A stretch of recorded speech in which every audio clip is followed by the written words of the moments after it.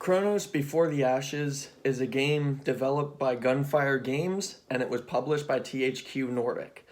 So I would say Chronos Before the Ashes is about the start of the epilogue of the end of, the PS4, PS4 Pro era, last gen. So what I can say about Chronos Before the Ashes, as the biggest simplification that I can make of it, it's basically a, a, a game with a mixture of Shadow of the Colossus' storytelling mixed with Dark Souls gameplay, and it's minimized even more to be as bare bones as possible with a story that's basically do everything yourself, figure everything out yourself. And what I can say about Chronos Before the Ashes is I got it from Gamefly just yesterday. I started playing it about 9 p.m. last night, and I've beat it approximately at 6:45 a.m. this morning. And that wasn't straight through. I took a couple breaks here and there to eat, watch something, do something different. But ultimately, the story itself is about a 3 to 4 hour story. And I actually liked this game, believe it or not. I'm not a huge fan of Dark Souls. I love Shadows of the Colossus. I have the PS4 remake. I have the Steelbook and everything with Shadow of the Colossus. So I love the storytelling like that. So when I started Chronos, it definitely reminded me of Dark Souls at first with the gameplay and the storytelling. But then as I played and progressed through it, it got me to think and realize that basically the storytelling, the narrative, the plot of it it's pretty much Shadows of the Colossus with its own little touches and inventiveness. The Dark Souls gameplay in it, it's good, but it's not great. Okay, most of the time you do have to bob and weave and block and parry and counterattack and attack, and for the most part it is timed very well. The gameplay is solid, although there are times in the gameplay where I guess I broke the gameplay and it turned into a button masher at points. Like, for example, whenever I never even looked at the names of the enemies, to be honest. I just know there is a good variety, a solid amount of variety of creatures. Not too many, but a good amount. One of the bigger guys, one of the bigger enemies, not one of the bosses, but one of the bigger enemies, I did notice if I move forward, let them throw their sword, and then hit them with a strong attack, and then just back up, they'll instantly try to punch me. Go back in, do the same thing, back up, they'll try to punch me. You can do that and kill the hard bad guys in 4 or 5 hits, as long as your weapons are powered up to the max. Otherwise, outside of that, I thought the gameplay was quite solid for it being, a third-party developer and it being a $30 game.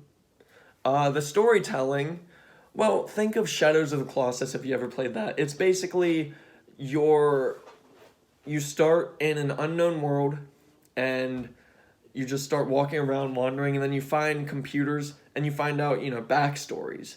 And there is a prologue. It doesn't really tell you much. It's kind of a prologue being a prologue. It starts kind of like a wizard kind of thing, but then it definitely turns into a Dark Souls, I don't want to say replica, but a Dark Souls comparison. But otherwise, I thought the story was really well done as well. I really enjoyed the story. I thought the storytelling was actually really good too. Normally, I'm not a gamer that enjoys figure it all out yourself. But honestly, I actually enjoyed the pacing in this. I enjoyed the story. I enjoyed most of the elements that you'll find in Chronos Before the Ashes. There are a couple problems with it, though. For one, I told you about the gameplay breaking. The boss fights are good. There are about 4 or 5 bosses, and about halfway to the end, they start prepping you up for the main boss. And, I thought that it was going to be some huge thing that you had to, like, take out its legs and then, like, wings or tail or body or something and then go for the head. It turns out to just be an average boss-sized boss. And the problem I have with that on top of that is it looks ugly. All of the bosses beforehand, they actually had a good variety of art drawn and made on them. The environments are they're varied.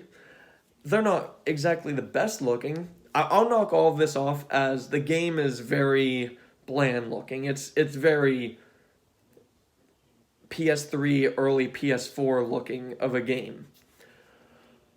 So otherwise, sometimes broken combat. I'll just say pretty ugly graphics, although there are some varieties of beautiful and good looking things, especially bosses and some creatures. The final boss, and the end of it, where it just kind of ends, which, I mean, there's a resolution, don't get me wrong, but it literally just kind of ends. So the boss fight and the ending, I'll knock those off as a negative. Plus the final boss looked pretty ugly. The boss fight itself was pretty bad. So the broken combat that I mentioned earlier did not apply in any of the boss fights. They were actually very well made and very well strategized. The final boss fight, you can tell they were just like, okay, let's finish this game, get it out there. You can definitely tell because the beast is ugly. The combat is quite broken. It essentially just turns into a button masher unless you're on the harder difficulties. The number one most innovative thing I will say about this game is it kind of has permadeath, but also doesn't have permadeath. So you'll die and then go back to your last crystal that you found, and the penalty is actually you age by 1 year. And the older you get, the worse and weakened your character actually is. I did actually like that. I really liked that element of the game. Another thing when it comes to your character, I didn't like. Basically, the only choice you have with customization is choosing gender and whether you want a sword or an axe, because that matters with how you want to style your fighting. But otherwise, there isn't really anything else for customization with your character. The puzzles can be intricate. Some of them are pretty difficult. Others aren't at all. For the most part, this game is just kind of you wandering around, picking things up, and then happening to be where you need to be. And I think that's a good thing. I think that means that it's a very well-paced game, okay? There are also a lot of loading screens. A lot of them. And they last about a minute each at least. So, yeah, otherwise, great bare-bones story, mostly good combat, some good-looking creatures and bosses, but sometimes broken gameplay, ugly final boss and ugly final boss battle, unfinished ending, it just kind of ends. So, innovative permadeath system. So, all in all, I would say Chronos Before the Ashes is a 6 out of 10. Thank you.